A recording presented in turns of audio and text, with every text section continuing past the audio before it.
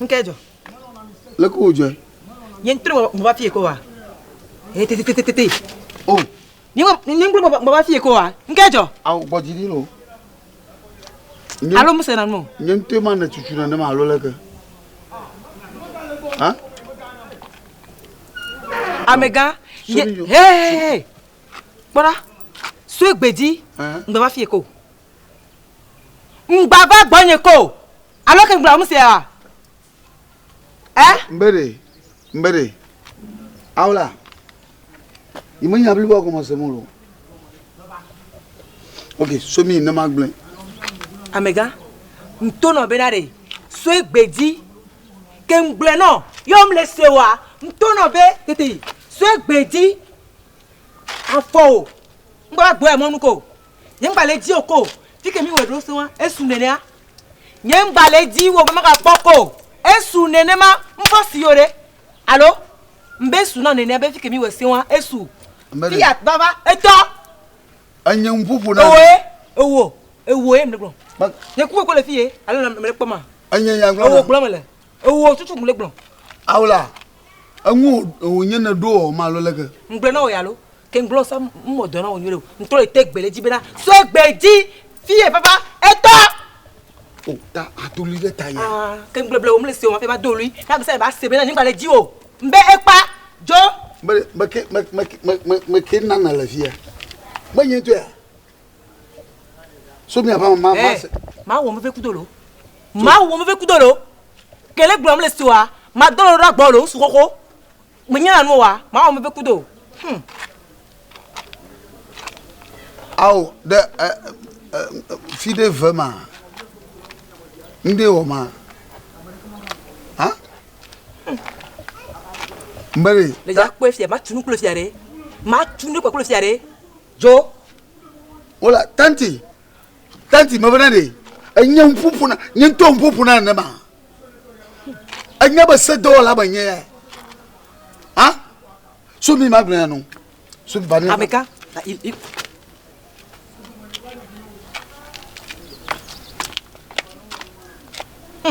Atiaba anwu nye na dro de dokushi agbon ya na yin chosa majipi egba ha na ga je gomoto o ma ayaba nyete wa ba ya na ya ekware mbesu ngba le jiko esu tifia nwisha nwi kana hia majine blena no na hia gada makone no kwa efa je ngoma ma gbambo nga mo no blena na masa ma biolo ni wale nam gare ni mesona na de pena na wa ama ko na de pepe ya chéri edi nyeji va Nuka le yo le fia. Musu ya kameto. Mon bi ta gbo kuku ya mle nya benejo. Ngba le jiko wa egbe jinyere na gbon ne. Jinyere na gbon su koko ta kuku jinyere na gbon ne. Oh, awe o nma na ma. Mle von ya.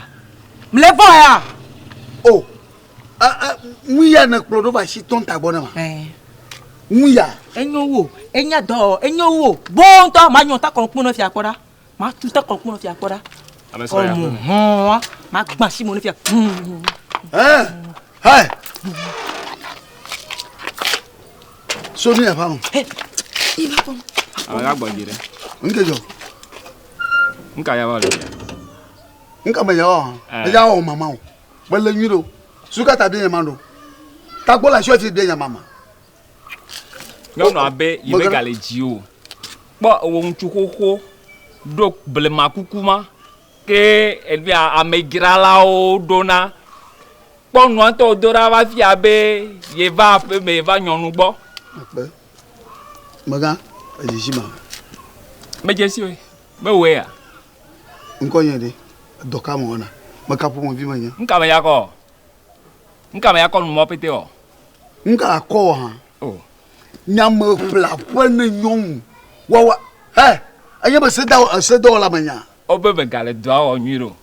Enye le gbe agbo. Bu pompe ne. Ha. Be gale do nyiro. Gâté no si o ne be pompe na enu ya o po. Akonyon la si we. Ya be ko ho la si we. E pa. Nka je fe ba le bia. Atendoji wo mo ya abablema to bo so hye ne mfufu na ne ma Away mega. Atendoji wo gamopodi jeyoya mfufu na ne ma Atendoji wo mo lakpa ya ba so hoho de ban kuma ne mfufu na nyene ne ma Atendoji wo tagogron ya ba kongomo to ana mfufu na nyene ne ma Atendoji ne ma Apeto. Ogbona kan Apeto. Obere. Goma Obere. ta ni to afanyi ma yima ngati go Nkola pe aja. Ha? Yakame enyo edanyo lo me nkore agbanle aje. Yakame koko enyo to be yen lo enya agbanle. Me nya se o. Edanyo lo me nkore agbanle aje e fa be ye ma fe. Me ja tron ko aje nye pele ma fe. Nya ma fe. Ese me a. E do e me nya o a ye bele nyon ho la na zanga. E ja zanga. Azaka me ga bom nyo a alime. Alime. E te pompe ne. E te wone. O wone wa. Ye ma. E do la wone. Ano palo me kolo. Yo ano haji no jele microphone ame. Bo me le palo me kolo. Le ka waji hano. Bon chuko ko yara. Zuru le fuma. Na bia yanka. O kolo me kai. Ba o fika to anya. Ah, e ja o jiji gban na mo ya. Oh, na ma bi o nya na tro jengo abia ma. Oh. Nye me le fofon o la. Goma ya pa ma lo. Ele koko dia ma dro dara fire lo. Ma dro a. Cho. Ala peun. Apeun. Ma nya ma yin mfufu na na mo. Ma nya ma yin o mu lakpa ya mfufu na na mo. Gama jeyo ya. Ma nya ma yin mfufu na na mo. Na gama su ashi jegam. Lawyer manya, se dollar manya. N'importe quoi.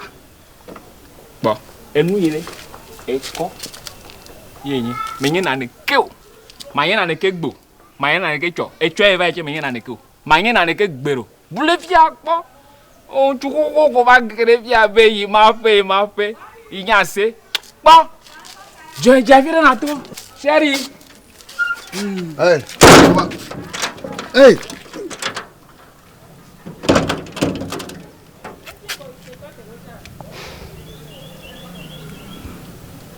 Moving ke amo. Ya kama nke nyen tu ho mo. Ni kpo mi liebe ma bla pene. Ma habla no yiya. Aba ma bla vune. Dara vudaro ba. Ba ma bla tazi no no do ne le togo nyi maji. Ma habla no iya ba ko pakida agboji. Mu shamu ne bia ma mo ona no Young Manulo. Ayafia, no kufia blog about Owi. When we are few years, Umayaglo. A la poma. We shall we Jimalali, Frisdella Romano, and Lali, Unduli, a Galashu Beshagbe, maybe I fish a film of Pronoina, as I do for the shadow Mia Clumina, we shall we meow, but a commercial. We shall we can appear more no. Na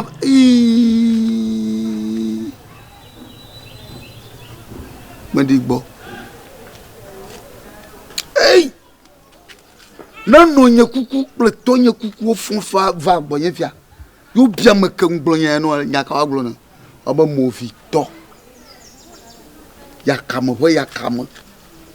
En la. Ye manya. Manya mi na nyon. Manya mi na nyon. When you mean a young,